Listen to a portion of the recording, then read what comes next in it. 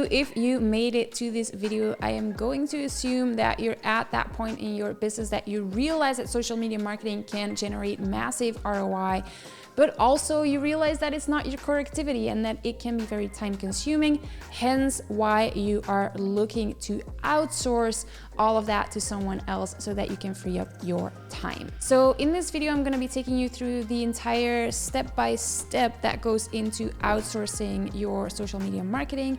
So that will include a couple of questions to ask yourself before even getting started, all the way to where can you find someone to handle your social media marketing, and then how do you actually hire them and effectively train them to do your social media marketing in the way that you like it done. Before we get started, make sure to hit the subscribe button and the notification bell to get updates on future videos. On this channel, we discuss anything content marketing related. At Unbound Creative Agency, we help entrepreneurs build and scale lead generating personal brands all through organic marketing. So a little bit on me and why you should trust me when it comes to outsourcing your social media marketing. So my name is Yoka. I am the founder of Unbound Creative Agency, but Unbound Creative Agency wasn't my first business. So I started my first business at 19, and that is also when I first started or tried to start outsourcing. I wouldn't say it was a complete failure, but I did make a ton of mistakes and I got really frustrated, and it got even to a point where I thought that outsourcing will never work for me and these people don't know what they're doing. Really, it got to that point.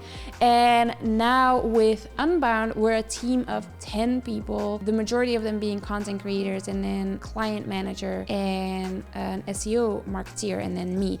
So all of those people are remote. All of those people have been trained to perform their jobs really, really well. And this video is sort of a summary of all of the stuff that I've learned and sort of a step-by-step of the process of effectively hiring and training someone to do either your content creation or your social media marketing. So let's dive in. So there are a couple of things that you should ask yourself before even hiring someone for your social media marketing. So the first question that you need to ask yourself is, what is my overall goal or strategy for social media? And you need to be very clear on this so that you can first off hire the right person. But once you hire them, you need to be able to translate that strategy, to translate that goal to that person. If you hire a social media manager, it doesn't necessarily mean that you're hiring a social media strategist or a social media marketeer. Those are three very different roles. So let's say that you are really hiring someone to manage your social media, to create content, etc. Then you will have to train them on the strategy behind your social media marketing. And you will have to explain to them what types of content need to be created in order to get you to your goals. So that's something that you need to become very clear on. If you are not sure, if you're like, hey, but I'm also not a social media marketer, it might be interesting to actually hire a consultant for a day or two to create a social media strategy for you, or simply knock on an agency door and ask them like, hey, can you do a one-off strategy or build me a strategy for this year, and then hire a social media manager to sort of fulfill the strategy that they've created for you. Then question number 2 is, what tasks do you actually want to outsource? Because outsourcing your social media marketing involves a lot of different tasks. There is writing captions, there is uploading or scheduling your posts, there is creating graphics in Canva, there is video editing. Those are all very different tasks, and I'm already gonna tell you, it's very unlikely to find one person who will be able to do all of them. So if you are looking for one person to do all of that, you're either gonna be paying a premium fee for that, or you're gonna have to keep in mind that they might not be an expert at all of them. So the likelihood of you finding an affordable video editor who can also create graphics in Canva is still likely. Someone who can do both those things and also knows how to write great captions for social media, a little less likely. So that's something to keep in mind as well. Question number 3 is, ask yourself, do you know how to perform all of these tasks? The reason that you're asking yourself this is because you need to know whether or not you will be able to train someone on how to perform these tasks, or whether or not you should hire someone who already comes with a bunch of experience so that they can sort of take you by the hand and teach you a thing or two. Question number 4 specifically applies if you're also looking for a content creator. So not so much a social media manager, but also someone who can create posts for you. Then you have to ask yourself, how much content do you want them to create for you on a weekly and monthly basis? I always try to calculate it per week because you can sort of look at all the social media platforms that you're active on and then say, I want to post 3 times a week on Instagram, and then you multiply it by 4.33. That's the number of weeks in a month, and then that will give you your monthly amount of content that you want them to create. Based on that, you go to question number 5, which is how much time realistically would it take someone to create that amount of content? And then based on that answer, you will know whether or not to hire someone for a couple hours a month, part-time or full-time. That's something that you will need to know, because people, when they apply for jobs, they need to know what type of time investment you are requiring. Some people only have a few hours left on their schedule, and so if you're looking for a full-time person, they're not the right fit for you. So like, you need to figure that out before even reaching out to people or posting on job boards. And then question number 6 is sort of the final question that you need clarity on, and that is, what is my budget? Another really important piece of the puzzle, because based on your budget, that will determine what experience level you will be able to hire, but also where you should be hiring. If your budget is, let's say, 500 euros a month and you're looking for someone full-time, you're gonna have to outsource either to Africa or Southeast Asia, or I have no experience, but I'm guessing South America as well. If your budget is, hey, I have 5 grand and I want to hire someone locally, then that's possible. If your budget is only $1,000 or 1,000 euros and you want to hire locally, if you're from Western Europe or the US, that's very unlikely. So based on your budget, you will be able to determine the level of experience that someone will have and the area that you will be able to hire in. And then once you have all of that information, we can continue to sort of step 2 of the process, which is writing your job post. So now that you have clarity on exactly what you want this person to do for you, exactly how many hours and what budget, etc., whether or not you will be able to train them, this is when you write your job post. And this is something that when I first started, I was really confused, and I kept looking up on the internet how to write a job post, what should I include, but it's really just thinking logically. It should have a little bit of info about who you are, what your business does, what you're looking for. Then you list the skills and maybe the soft skills that you want people to have. And then something that I really like to include is at the bottom of the job post is that I include a word that I want people to send me in their application. Now, bear with me, this is why. When you post on job boards, more often than not, you're gonna get so many applications from people that have never read the full job post. So let's say that you're looking for a social media manager, then what people do on job boards is they will type social media manager, I'm looking for a job as a social media manager. They will see all of the job listings, and then maybe they will filter on part-time or full-time or a couple hours or based on salary.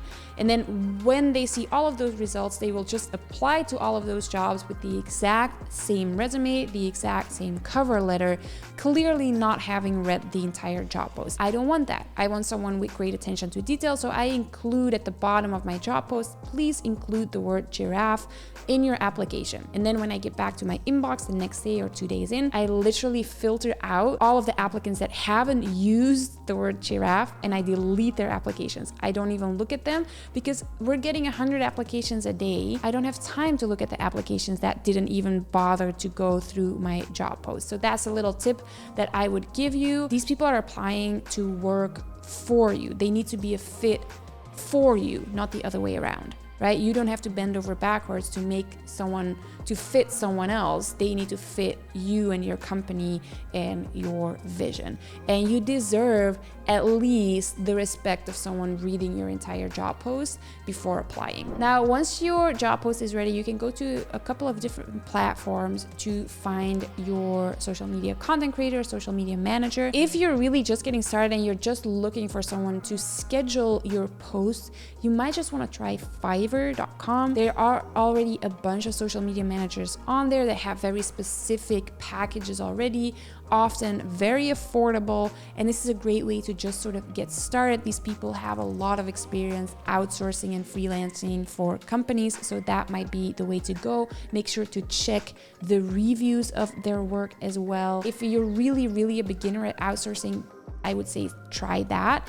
If the job that you want outsourced is a bigger job, it is a part-time job, it is more than just scheduling, you want someone to schedule and create content and do all of that, then I would say really find a freelancer to do that for you. And then you can go, for example, to upwork.com, post your job on there, or you can use Facebook groups. There's a bunch of Facebook groups to find VAs or social media managers. And then what we do to hire people is we actually go to local job boards and then post our jobs on there. So that would mean that you already have a sense of where you want to hire, and then you find a job board in that specific country and post it on there. For us, it's like I like to hire in the Philippines. My entire team right now is from the Philippines. We used to also have people in Morocco, Bali, Australia, but right now we're almost all in the Philippines, and I love the mentality. So when I post a job post, it's on a local Philippine website.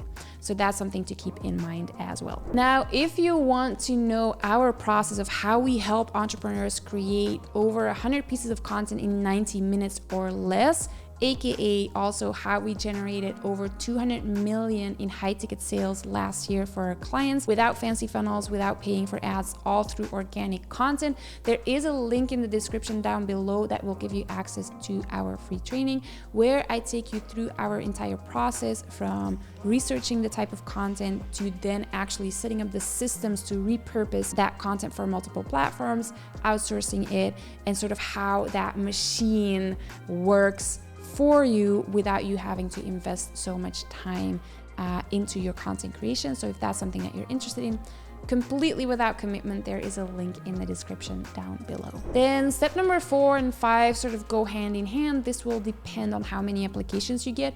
I like my step 4 to be trial tasks. This is often because we get a lot of applications, and then once you go through them and filter out the ones that aren't the fit, in our case, we often still have 30 to 40 applicants left, and I don't want to hop on calls with all of them. So I will ask people to do a couple of trial tasks for us, and depending on the time investment, that will either be paid or free work. If it's like a 30-minute time investment, I have the courage to ask them if they are willing to do that for free. I would say anything over an hour of time invested, please pay people.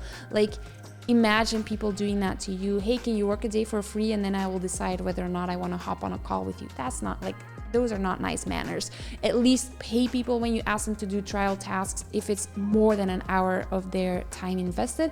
The reason that I ask people to do trial tasks is because simply based on portfolio and resume, that's not enough for me to see whether or not you can take direction, whether or not you can understand a briefing and translate that into the desired end result. So that's why we have very specific tasks for each position in our agency to test their knowledge. That also comes from experience, because a lot of people, especially if you outsource to Southeast Asia or Africa, they have trained themselves. And so they will tell you like, oh yes, I'm a video editor, but then you ask them to edit an Instagram reel and they don't know the dimensions. Or yes, I'm a graphic designer, but then you ask them to do something in Photoshop, and even though it's on their resume, it turns out they can only work in Canva. So like, these are things, the trial tests that you put in place is really to check whether people can take direction, whether they know how to use the tools that you've asked them to use, and to sort of gauge how far along they are and how much training they would need to get to the level that you require. And then step number 5, with the people that pass the trial task stage, is you hop on a call for an interview. And this is really to see whether personality-wise they're a good fit. Do they dare to ask questions, or are they just saying yes to everything? That's an important one for me. I really want people to ask questions and to be interested and to actually try and understand what we are doing as an agency. People who say yes all the time, I'm a bit weary of, because you might be saying yes even though you don't understand it. So that's something that I look out for. Then what we also do is we test their internet speed on the call. So depending on how much uploading and downloading your social media person would have to do, you want them to have a strong internet connection. Otherwise, they will spend the majority of their day uploading and downloading stuff, which isn't their core activity. The way that we do it is we ask the person to share their screen, to go to a specific website, test their internet speed while we're on the call with them, and then based on the results, we will ask them if they are able to upgrade their internet package, or it might just be good, and then that's all good for us as well.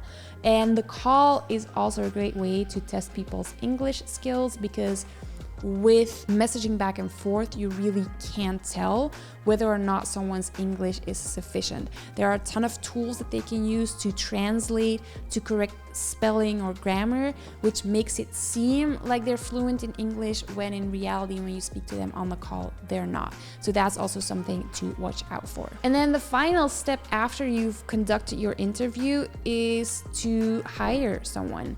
And then to really keep in mind that a huge part of how successful that collaboration will be lies in how well you are able to train them. So I would say the first 30 to 60 days, if they do something or if they create something and it isn't the desired result, if it's not what you wanted, instead of thinking that they don't know what they're doing, ask yourself, did you take enough time to train them? Did you explain it correctly? Because it's a completely different skill set between being able to do it or being able to teach it. And that's something, if you want to scale your company, if you want to outsource more and more tasks, that's something that you're going to have to learn, is how to translate what you've been doing, how to translate your vision, how to translate what it looks like in your head to someone else. And that in itself, once you know how to do that, is a wonderful skill to have. And that's really where you can scale your team and scale your operations and your business. The way that we like to do it is to really write down standard operating procedures for every single task that we ask someone to fulfill. So whether that is social media scheduling, whether that is creating graphics, it will be a step by step. And if that includes certain Canva templates, the links to those Canva templates will be in there, and every single step will be laid out for them in a procedure. And then you give them that, and once they know how to do that, the basics, afterwards they can get creative with it and they can have their own input. But first, make sure that you know how you want your stuff done so that you can then teach it to someone else. Keep in mind that your team will only be as good as you are able to make them, as you are able to educate them. That's a really important lesson that I have learned over the years, now more than 10 years of hiring and outsourcing. So that's something that I see a lot of people forget, and they then get frustrated thinking that, oh, the person I hired is the wrong person, and then they sort of give up. No, you have to train them. That is really a large part of the process. Now, another way to go, of course, would be to just hire an agency, and that's something that we can help with. As I said, we have an entire team of 10 people, from podcast editing to social media management to graphics to video, captions, strategy. We have all of the people in-house. If you sort of want to skip the part where you have to hire each and every single person individually and train them, and you just want to rely on a team that has been doing this for years and knows how to do it, there is a link in the description down below where you can book a call with me or someone in the team to sort of see if we are the right fit to work with you and help you grow and scale through social media. So again, there is a link in the description down below if you want to book in a call. And then if you like this video, give it a thumbs up, share it with someone else who might be able to use it. And then in the meantime, check out these videos over here, and then I will see you in the next one.